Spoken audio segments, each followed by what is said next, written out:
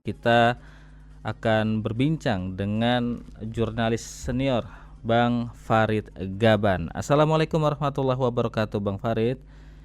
Waalaikumsalam, Bang. Ya. Sehat, Bang? Alhamdulillah, ini cerah. Aku di Wonosobo, Jawa Tengah ini. Wih, subhanallah. Jauh sekali, Bang, dari Jakarta maksudnya. Ya, kami tinggal di Wonosobo memang. Sekarang tinggal di Wonosobo, Bang Farid. Ya, Baik, Bang Farid, kita ingin berbincang ini tentang masalah yang lagi rame ini, Bang, di media sosial juga, kemudian di pemberitaan juga tentang masalah IKN. Ini kan IKN ini apa namanya, sebenarnya ada satu cita-cita yang mulia, bahwa paling tidak ada sebuah ikon Indonesia yang kemudian dia menggambarkan tentang Nusantara ini, yang kemudian ada di pikirannya presiden kita Pak Jokowi. Namun banyak orang yang mengatakan, apalagi di akhir-akhir ini, bahwa ikan ini nanti akan menjadi proyek mangkrak yang nasional. Tetapi Menhub Budi Karya Sumadi yang sebelumnya kan ketua otorita ikan ini dan wakilnya itu mundur ya. Tapi Pak Menhub Budi Karya Sumadi mengatakan ada 2.000 orang yang bakal ikut upacara 17 Agustus 2024 di IKN. Nah, ini bagaimana Bang Farid Gaban selaku jurnalis senior melihat IKN yang saat ini sedang ramai, Bang? Monggo, Bang. oke, terima kasih. Eh, Tahun lalu saya ke keliling IKN ya, atau calon IKN. Kebetulan saya keliling Indonesia dan tahun lalu sempat mampir di Penajam Pasir dan saya melihat sebenarnya eh, banyak masalah di situ yang belum diselesaikan oleh pemerintah. Makanya sebenarnya sekarang sudah terbukti bahwa sebenarnya persiapannya sangat apa tergesa-gesa dan kemungkinan tidak akan sesuai dengan seperti yang dikehendaki ya. Pak Jokowi mengatakan bahwa 17 Agustus sekarang ini kita bisa upacara di IKN yang baru, artinya dengan semua ASN yang relevan ya. Tapi sebenarnya perumahannya juga belum jadi, airnya juga masih problem gitu ya. Tapi menurut saya apa problem IKN sebenarnya tidak berhenti di situ sebenarnya.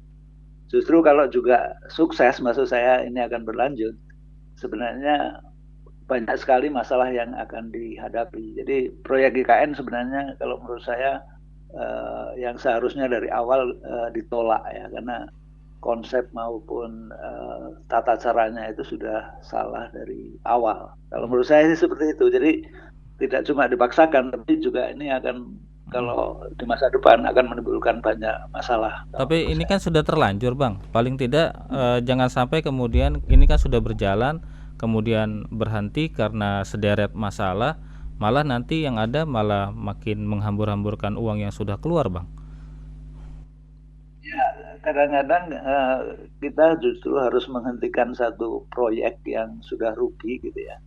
Karena melanjutkan juga biayanya menjadi lebih mahal. Ya. Kita nggak tahu nanti berapa APBN yang akan dipakai ya. Dan ini problem yang pertama karena artinya sejak awal pemerintah sudah berbohong gitu ya. Pak Jokowi mengatakan bahwa IKN tidak dipakai APBN. Menurut saya justru kalau dilanjutkan tapi dengan skema tadi yang sama gitu ya, justru akan bisa merugikan ya, itu aspek yang pertama. Yang kedua, ini akan menimbulkan konflik yang panjang kalau menurut saya kalau itu dipaksakan terus ya.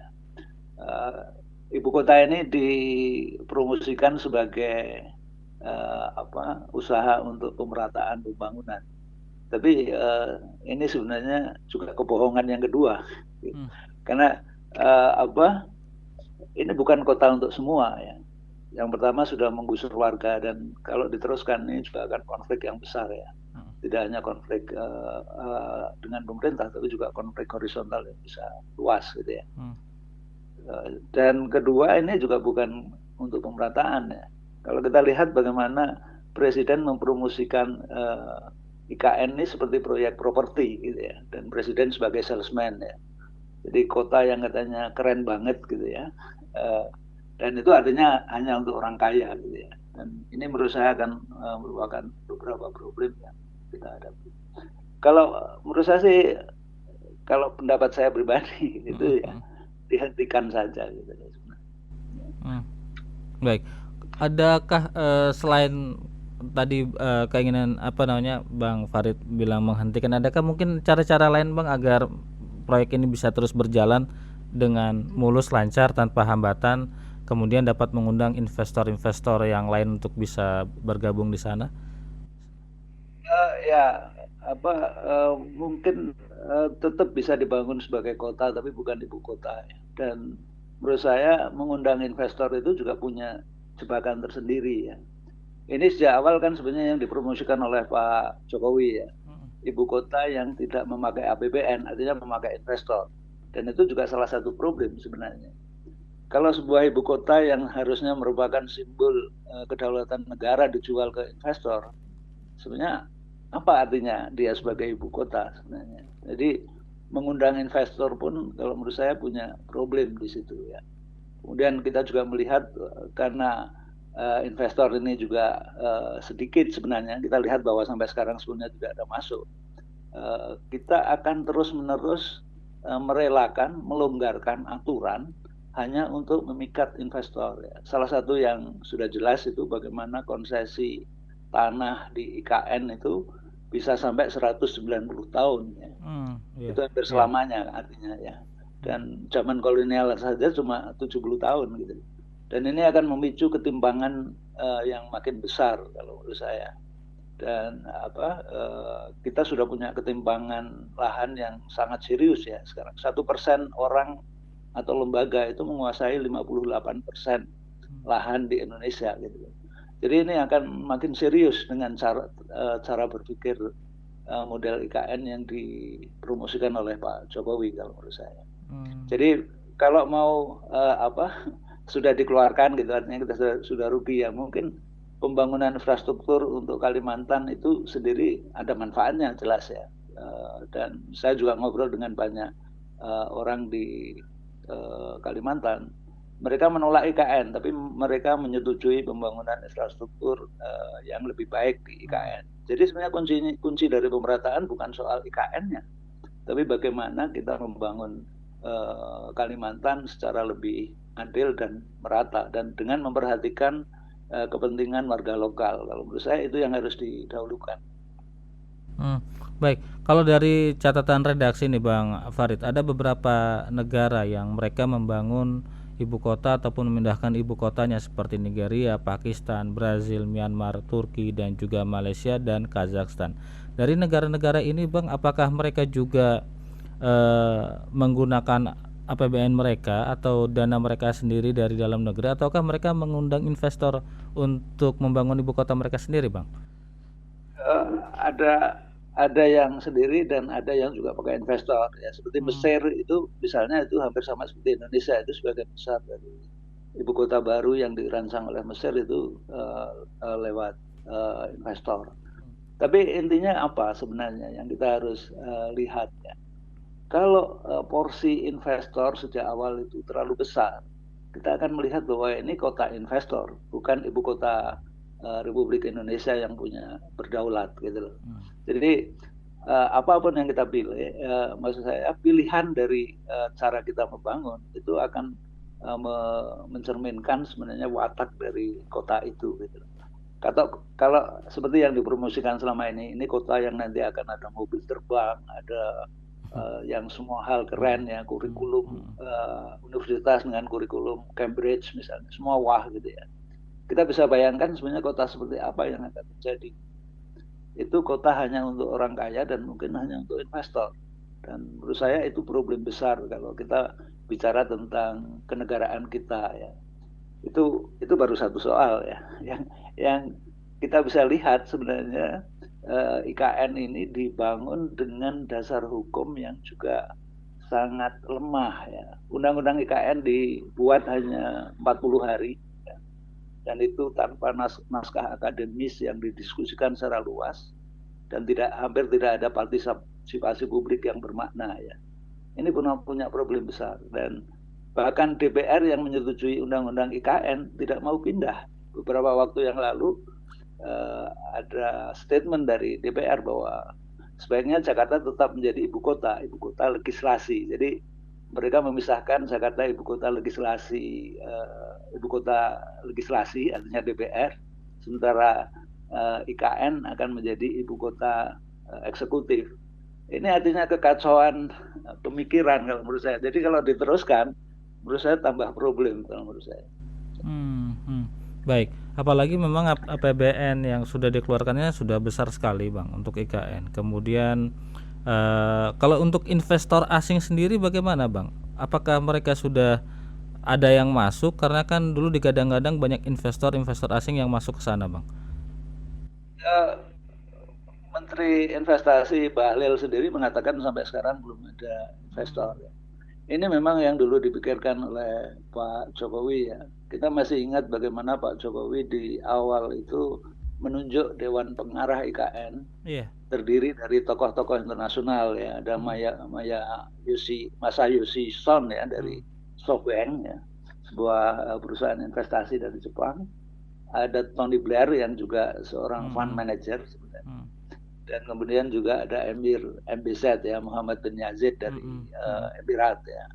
Ini dulu diharapkan, ini sudah di awal kan, tapi mereka kan satu persatu sudah mundur semua dan kayaknya tidak ada yang laku. Jadi menurut saya kalau kita mau paksakan IKN ini lewat investor, kita akan banyak melonggarkan, merelakan kedaulatan kita hanya untuk melayani investor gitu.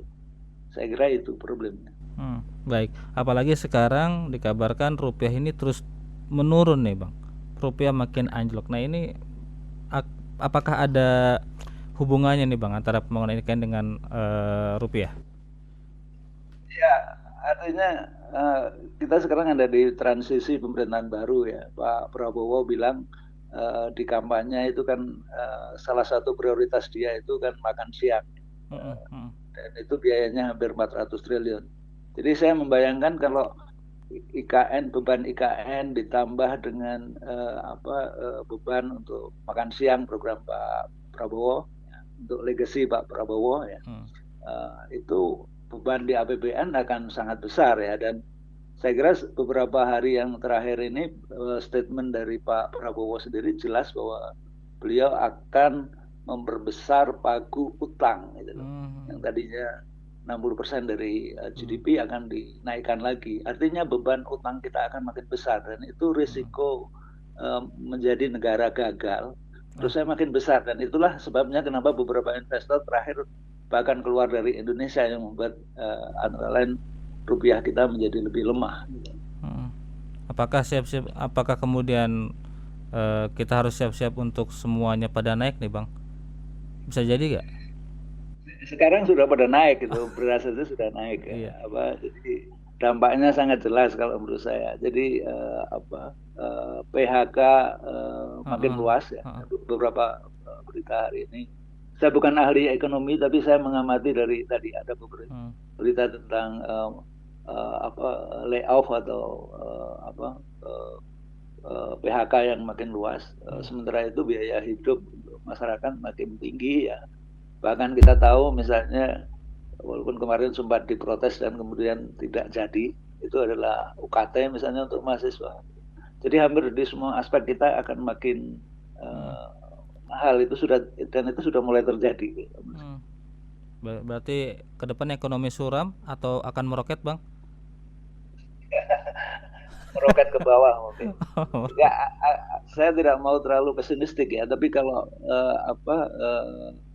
cara kita mengelola negara seperti sekarang, menurut saya kita punya problem yang akan makin parah, tidak cuma secara ekonomi tapi juga secara sosial, secara ketatanegaraan ya.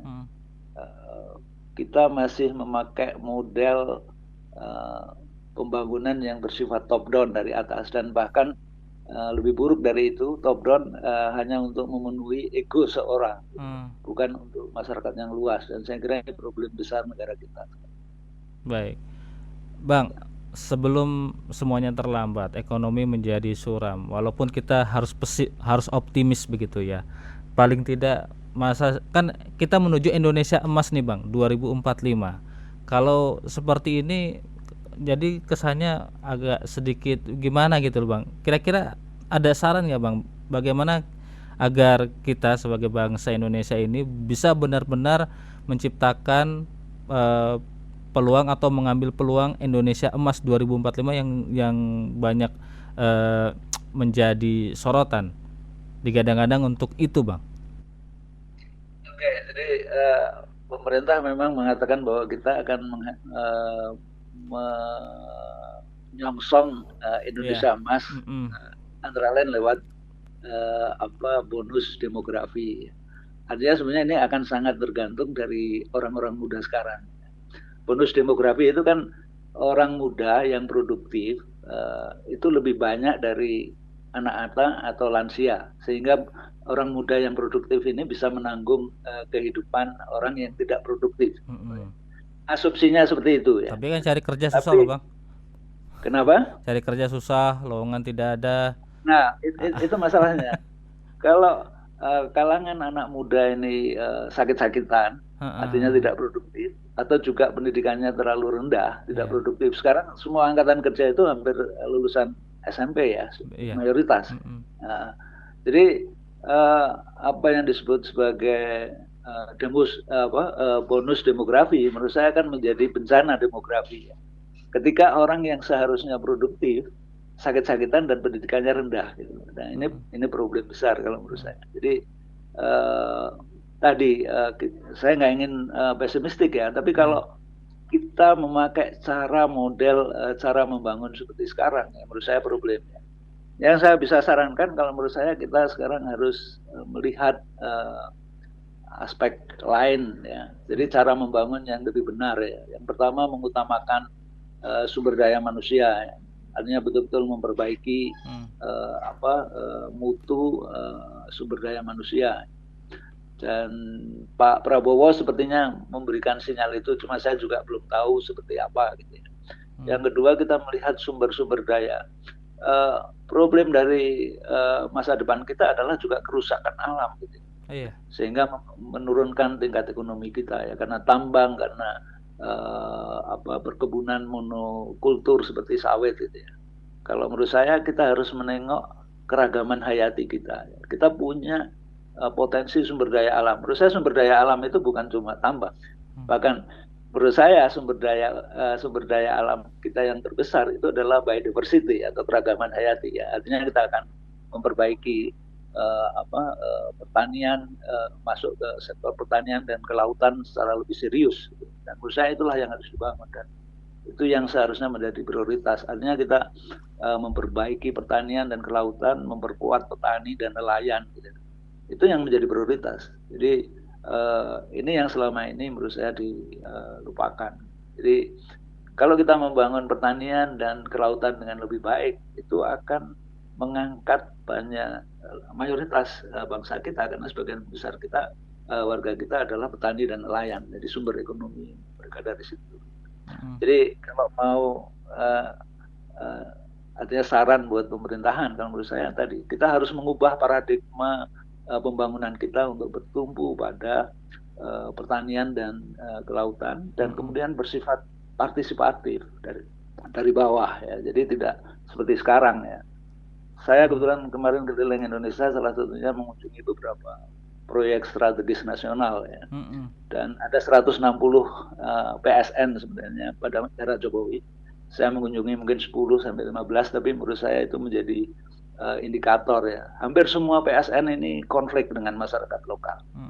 Dan meminggirkan petani dan nelayan.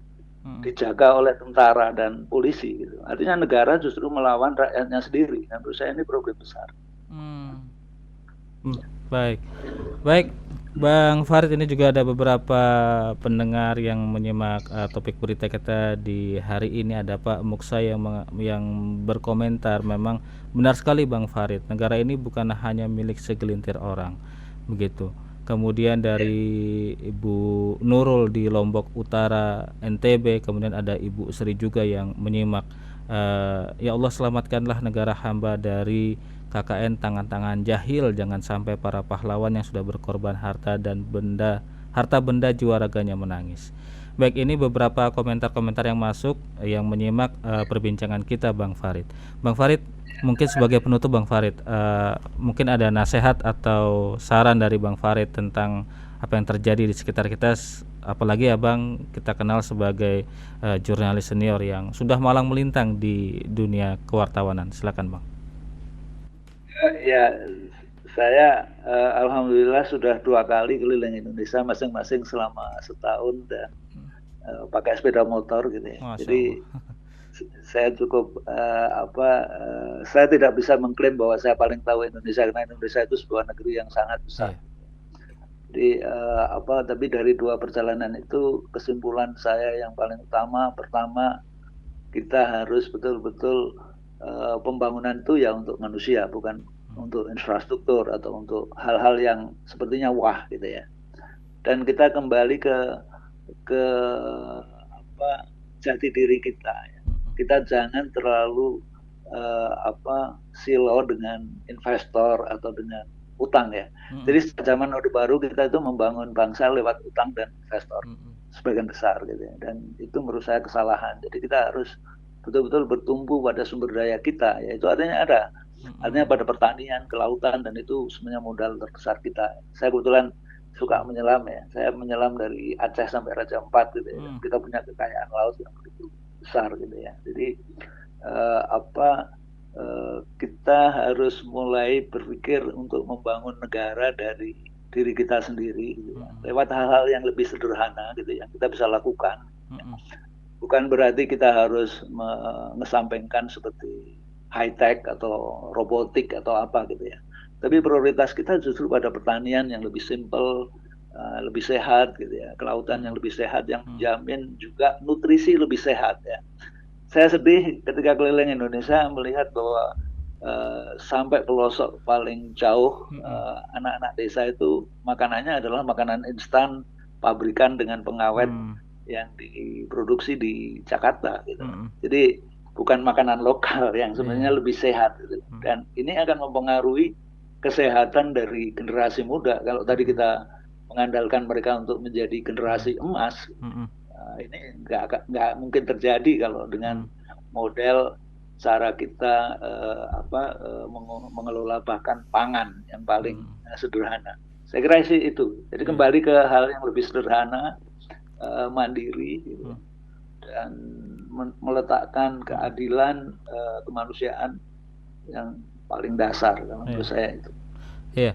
Kalau menyangkut masalah pertanian ini memang juga cukup menarik Bang, tapi waktunya juga sudah dibatasi oleh Bang Fahri operator. Dan memang kalau kita bicara pertanian Bang, ini kan juga menjadi PR buat kita semua, di mana lahan pertanian menyusut, konsumsi masyarakat meningkat, dan minat generasi muda atau Gen Z ini juga mungkin tidak ada, mungkin dari 10 orang hanya 8 orang yang hanya 2 orang yang tertarik untuk di bidang pertanian ya Bang ya. Tapi kita akan berbincang nanti untuk masa pertanian di lain waktu Bang Farid. Terima kasih banyak atas komentarnya. Saya juga ingin menyapa ada Ibu Nurjanah Bang Farid di Singapura yang menyimak perbincangan kita. Lalu ada Pak Widodo, lalu ada hamba Allah di mana ini di 08131549 sekian. Baik, terima kasih Bang Farid atas perbincangannya Bang Farid ya. Jazakallah Bang Farid. Assalamualaikum warahmatullahi wabarakatuh.